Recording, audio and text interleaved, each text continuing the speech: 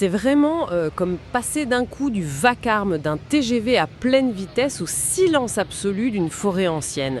En fait, si on coupe le flux incessant des notifications, des emails, bref, de toute la charge mentale, on se retrouve soudain face à la sérénité des toits moussus de Houillan. Ouais, c'est une image hyper parlante. Et c'est en plein le cœur du récit de voyage de Titchfa Pieux qu'on explore pour l'analyse d'aujourd'hui. Exactement. C'est un texte super riche qui raconte la visite, au printemps 2026, de près de 200 bouddhistes laïcs français à la pagode Nam Quang, dans le quartier de Houillandong, à Da Nang. Et dans cette exploration approfondie, on va vraiment décortiquer comment ce déplacement physique, qui était pensé au départ pour redécouvrir les racines du bouddhisme vietnamien, s'est transformé en une véritable exploration intérieure. Tout à fait. Parce que ce qui ressort des sources, c'est que le choc n'était pas juste visuel en fait. Non, pas du tout. Le groupe est arrivé carrément en plein milieu d'une retraite de méditation très rigoureuse. Voilà, et l'impact de ce contraste a été immédiat. Les gens cherchaient une vraie pause loin de la vie trépidante en Europe, et ils ont été plongés direct dans une atmosphère de recueillement total. Mais là, je vais me faire l'avocate du diable une seconde. A-t-on vraiment besoin de faire 10 000 km jusqu'au Vietnam pour trouver le calme ? Je veux dire, on n'a pas juste la possibilité de lire un bon livre sur la pleine conscience chez soi, bien confortablement. C'est là toute la différence entre la théorie et l'expérience viscérale, quoi. Ah ouais, l'immersion physique. Ouais, la mécanique de l'immersion est redoutable, parce qu'elle court-circuite complètement le cerveau analytique. Quand on lit un livre, on intellectualise le concept de paix. C'est sûr, ça reste hyper abstrait en fait. C'est ça. Mais quand on se tient au milieu d'un monastère silencieux, qu'on observe la vie super simple et solennelle des moines, l'expérience physique remplace cette compréhension intellectuelle par une résonance émotionnelle directe. La paix devient palpable. Exactement. Ça devient presque atmosphérique. Et d'ailleurs, ce lourd silence initial a super vite laissé place à une autre forme de connexion, sonore cette fois. Le texte décrit des chants en langue pali qui résonnaient dans le hall principal. Ah oui, un moment très fort. Très fort, oui.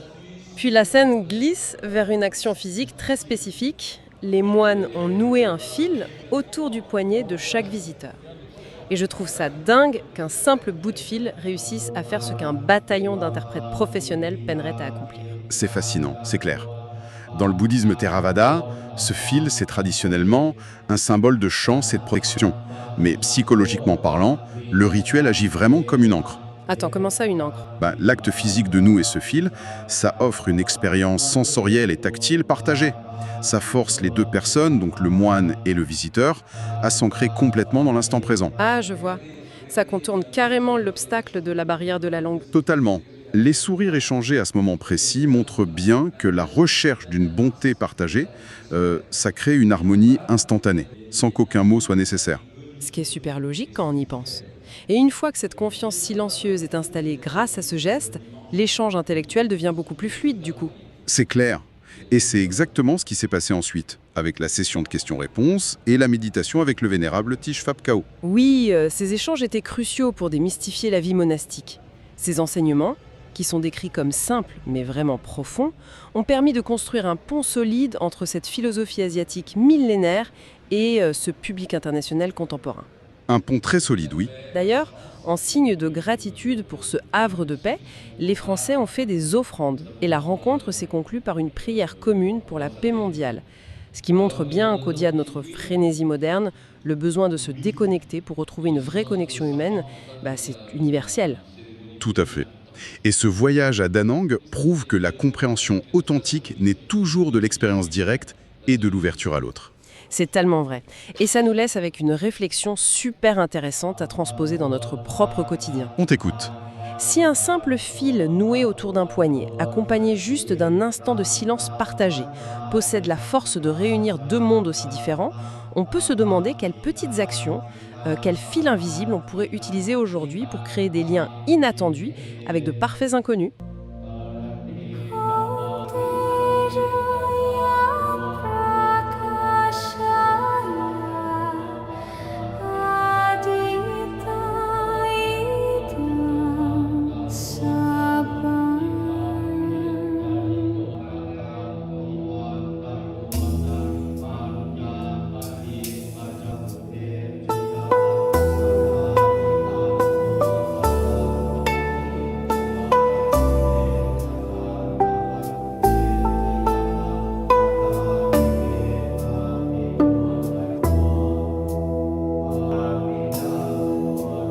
Yakwadita Rupadita Sodan Sada Jadita Kayo Gandhara Sapaso